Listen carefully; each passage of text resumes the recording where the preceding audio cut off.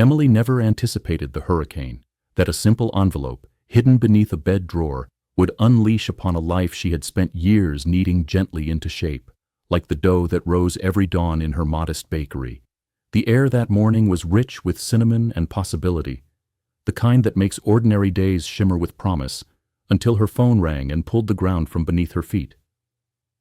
It was her husband, Mike, voice breezy with excitement, words tumbling out too quickly. "I've come into some extra cash, so I'm heading to Hawaii with Alex and the crew, leaving today, back Sunday. Take care of Mom in my absence, will you?" Hawaii? Extra cash? His words landed like pebbles on glass. "What are you talking about, Mike? Hawaii? Where did you get that money? It isn't bonus season." A brief silence, then a careless laugh. "Found an envelope under your bed in the drawer.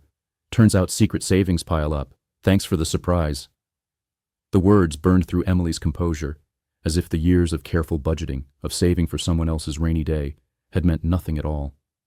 "You took it without asking," she said, each word hurting more than the last. "That money wasn't even ours. It was for Susan, your mother's security, for her emergencies, her peace of mind." But Mike shrugged off the gravity, always eager to brush aside discomfort, always eager to be the entertainer. "Don't worry so much. We'll enjoy Hawaii, bring back some gifts. All sorted." Emily felt her patience collapse, the weight of years spent compromising pressing down until her chest ached with something close to betrayal. She couldn't even taste the satisfaction from that morning's fresh bread. The flavors turned bitter with resentment. As the shop emptied and dusk pooled outside, she made the 40-minute drive home, each turn a meditation on how dreams quietly contort under the pressure of someone else's recklessness. It hadn't always been this way. There had been beauty in simple things once. A bakery springing up in a rural town, a new life with a man she'd known through loneliness and Italian cooking classes. Emily could recall Mike before marriage, before the bad habits wore him down into thoughtless routine. A sturdy man with a kind face, the son of her cooking teacher, Susan. Mike's generosity had once charmed her, the way he'd return to her shop with compliments and smiles, always buying in bulk, always quick to praise her warm ciabatta, her rosemary focaccia. "Your bread is the best in the region," he'd pronounce for all to hear. And Emily believed him, believing too in the comfort of companionship. Despite misgivings about marriage, life had drawn her closer to his world. Susan had needed her, a widow, an aging body rendered delicate after a fall from laddered heights, left by time to depend on reluctant men. Emily moved in, reasoning that family was worth the stretch. Early morning commutes, double duty at home. She took on the role of dutiful wife, yet kept a sliver of herself for her shop. It was supposed to be manageable, a merging of strengths, but marriage rarely bends into the shape you envision. Mike's flaws grew sharper under a shared roof. He was generous to a fault, easily swayed by the temptation of drinking buddies who praised him and then vanished when the bills landed. His son Tommy and wife Mila came and went, always hungry, never grateful, pillaging groceries and cash, laughing off Emily's protests as unreasonable. The noise, the drinking, the feeling of being unseen, all of it wore away at Emily's optimism. Even her careful innovations at the bakery, new pastries and cheerful signage, were met with Mike's off-handed, condescending advice. "Try harder to stand out. Isn't my income enough to ease your worries?" His compliment was tainted by a superiority he never noticed.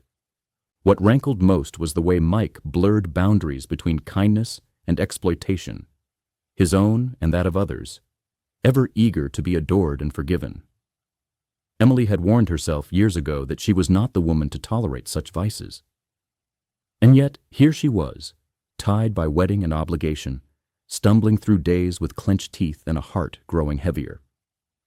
What truly broke her, what ignited a cold, bright fury in her gut, was the phone call that announced a holiday in Hawaii, paid for with Susan's secret savings. Emily could almost hear the echo of past conversations as she numbly prepared dinner that night, returning to a quiet kitchen where Susan was already waiting, soup simmering on the stove. "I never thought he'd go this far," Susan confessed, eyes shining with regret and the fatigue of motherhood. It's my fault. I never taught him the weight of consequences. In that moment, the two women found themselves joined by more than circumstance. A secret pact, wordless and fierce, promising that this time, Mike would answer for his actions. The days that followed blurred together. Emily kept to her routines in the bakery, but her mind simmered, sketching possible confrontations. Even the reliable ballet of flour and dough could not calm her spirit. She remembered how it had all begun, a humble dream, a sturdy man, love that grew out of evenings spent learning to cook, not expecting others to clean up the mess. Now, through years of accumulated compromise, everything felt muddied, promises stretched thin. The only constant was work. Bread rising, hope deflating. When Mike returned from Hawaii, grinning and laden with souvenirs meant to bribe away anger, Emily was ready. Susan's face, usually as warm as fresh cake, had hardened to stone. "Sit," Susan said. Mike faltered, his vacation tan suddenly irrelevant, souvenirs sinking under their own weight. "You spent my funeral fund," she declared, voice quiet but edged with steel. "The money I hid for emergencies, in case life decided to throw us one more bad hand. Do you think I saved that for your holiday?" Mike's apology was weak, hands fluttering with the same helplessness that had aggravated Emily for years. His defenses crumbled as Susan laid out the plan. He would move to a modest apartment she had found, his belongings already packed, the house put up for sale so she might secure her own future without depending on anyone but herself. "You've become a burden, Mike. It's time you learned to live as an adult." Emily watched with a strange blend of relief and heartbreak as Mike feebly protested, each excuse unspooling like yarn. She spoke, her voice even, the pain exhausting but necessary. "Sign these papers. Whether or not I file them depends on what you do from here. You can't expect forgiveness if you refuse to change." Faced with divorce, real and sudden, Mike begged, tears streaming, voice breaking in a child's plea for comfort. But Emily's heart, raw from being stretched too thin, refused to yield. If she gave in, tomorrow would return them to the same bitter pattern. She stood quietly as Mike was guided away, his figure shrunken by shame and regret, Susan and Emily united in their silent vigil from the window. The house, unexpectedly, felt lighter in his absence. That evening, Emily and Susan shared a meal spiced with bittersweet relief and the strange nostalgia that follows upheaval. The living room, once filled with unwanted laughter and brash declarations, now became a haven illuminated by the mellow light of unlikely camaraderie. The Hawaiian souvenirs scattered on the table shone like tokens from a different life. A cautionary tale rendered in seashells and straw hats. A year slipped by as quietly as the hours spent baking. Susan moved into a comfortable community for seniors. Emily returned to a rented home near her beloved shop, and Mike struggled alone. The conditions for not divorcing were strict. Every dollar of the $112,000 spent on Hawaii would be repaid. An equal sum would be stowed away for future emergencies. Tommy and Mila, cut off from Mike's cash flow, drifted away, revealing the transactional nature of their affection. Mike, finally dependent only on himself, learned to clean and save, to appreciate solitude and the long, lonely hours between meals. Emily's bakery flourished, her life smoothing into easy rhythm. The luxury of working mere minutes from home, of being unburdened by someone else's expectations, cast every morning in golden light. Sometimes she met Mike for a tentative lunch or coffee, observing the slow edges of real change, knowing forgiveness was less about the other person and more about preserving one's own peace. With Susan, she discovered the quiet joys of companionship, two women remaking themselves from the fragments of shared hardship.